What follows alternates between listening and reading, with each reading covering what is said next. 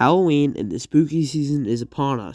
So what's a better way to celebrate than going back and diving into the cult classic 1978 John Carpenter's Halloween? But before we begin, I made a purchase. Now this is going to be a common theme with some of the videos you're going to be seeing this month and the horror movie recap videos, is I will have something to unbox for a good 35% of the videos. Because I call myself a horror fan and just recently realized, hey, I don't have much horror stuff. Which I'm not saying you do, but I just feel like I should need to have them. I'm not saying you need to have one to be a horror fan, but I like collecting, so, and this stuff's pretty expensive too, so it seems I didn't, so I started with the NECA Michael Myers, because when purchasing stuff for horror, a lot of the recommendations were from NECA, probably because they make good figures, but I'm really excited to open this Michael. I actually got this thing on sale, which is crazy, for 15 bucks, because it's usually 30, so I feel like I got a pretty good deal here. Cannot cut this off. Oh, almost got a sleeve. We gotta get him here. Boom. We got it. We got the first one. First tie of terror done, bro. Gotta do the next set. And just like that, we got all the ties out. Let's get this figure out. First we got... Oh, I hate the way this package...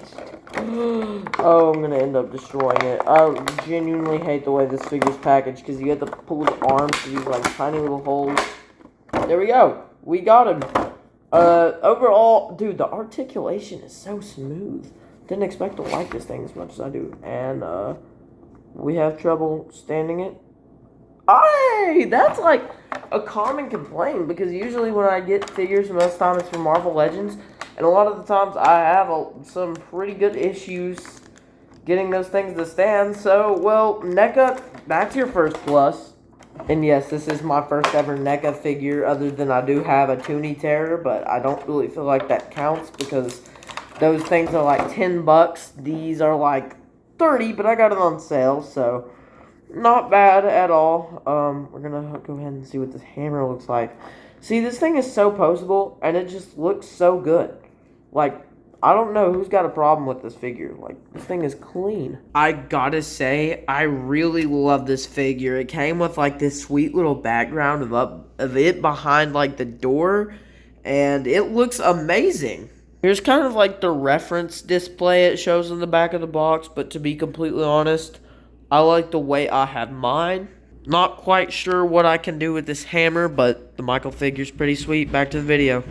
We begin John Carpenter's Halloween in a childhood Michael Myers' home. We see a little kid grab a knife, rummage through the house, grab a mask, and then ultimately end up killing his sister. In a scene that would only start the mystery of Michael Myers and why he kills. While there has been many motives and reasons for his motivation for killing, the only one that I would consider is this kid is just pure evil.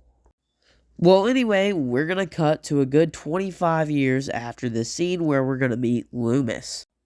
The name Loomis, if that sounds familiar and you've never even seen the Halloween movies, it's probably because of Billy Loomis from Scream, which was actually taken from inspiration from this movie.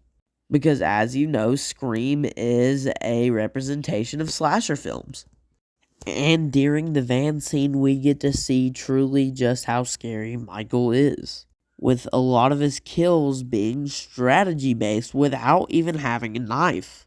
Then we will see a man in a hospital gown jump in the car and drive off. Now this is always built up to something in the franchise that's been well known, and that's the mystery of Michael Myers. He's an iconic killer that we know very little about. For one, later in the franchise, Laurie Strode is going to say looking into his eyes is like looking in the eyes of pure evil, and that can corrupt you, as we see which happens to Corey Cunningham in Halloween Ends.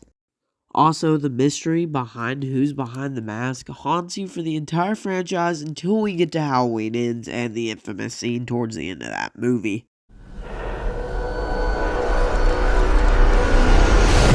But other than that, we really don't have much information on Michael Myers as a character at all. In a lot of the sequels, they come up with ways that makes the character have a better origin story, but a lot of those sequels have been cut canon due to Blumhouse's new trilogy. Also, in this movie, the walking shots we see with Michael Myers as we're following him behind him was reused in the 2024 horror movie, In a Violent Nature. And from here, we meet Jamie Lee Curtis's character, Laurie Strode, playing an unexpected babysitter who will later get hunted by Michael Myers. The now iconic Jamie Lee Curtis was doing one of her first roles in this movie. Laurie Strode is now an iconic character thanks to this movie. John Carpenter really had a vision in mind when making this movie because there's no way he could tell that this low-budget movie that he's producing could be as iconic as it would turn out to be. Laurie is almost one of the very little consistent things we're going to see in this franchise. There's only 3 movies in this franchise we don't see Laurie in, and that's Rob Zombie's Halloween, Rob Zombie's Halloween 2, and Halloween 3 Season of the Witch. Other than that, you can tell John Carpenter did a lot here. The iconic Michael Myers behind the hedges, Michael Myers behind the white cloth, everything he did here with Michael Myers hiding around and creeping outside is just awesome. I absolutely love this movie because it mixed the thematic elements, the horror elements, and the suspense elements all into one. If you were to ask me what my personal favorite Halloween sequel is, I have one answer: Halloween 2. It really is a shame that that movie got cut canon because I absolutely love Halloween 2. But anyway, this first Halloween is just great and shot amazingly, and John Carpenter really had no idea the can of worms he opened when directing this film. Everything in this movie is just so fascinating, like right down to the origin of the Michael mask. He literally went to a Halloween store and picked out a friggin' Star Trek mask and converted it into this iconic Halloween mask. I mean, seriously, how many people every Halloween do you see walking around with a Michael Myers mask on? A lot, because he's one of the most popular characters to go as. And John Carpenter definitely knew what he was doing with the score, because that theme is basically like the national anthem of Halloween now. Also, some of the kills he gave Michael in here, like in specifically the Bob kill, where it's 2 teenagers doing smoosh smoosh and he gets one right after. And the one that he killed was one of Laurie's friends, which will later set up the horror movie stereotype that that's something that these teenage kids are going to do before they start getting picked off one by one. Seriously, John Carpenter produced an iconic movie when creating this film.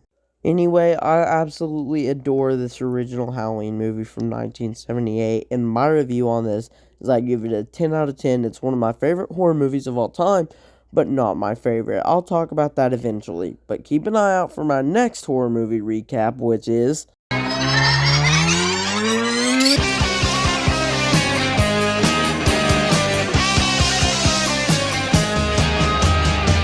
So, if you want to see me cover the original Killer Clowns from Outer Space, come back within the next couple of days because I'll have this video out.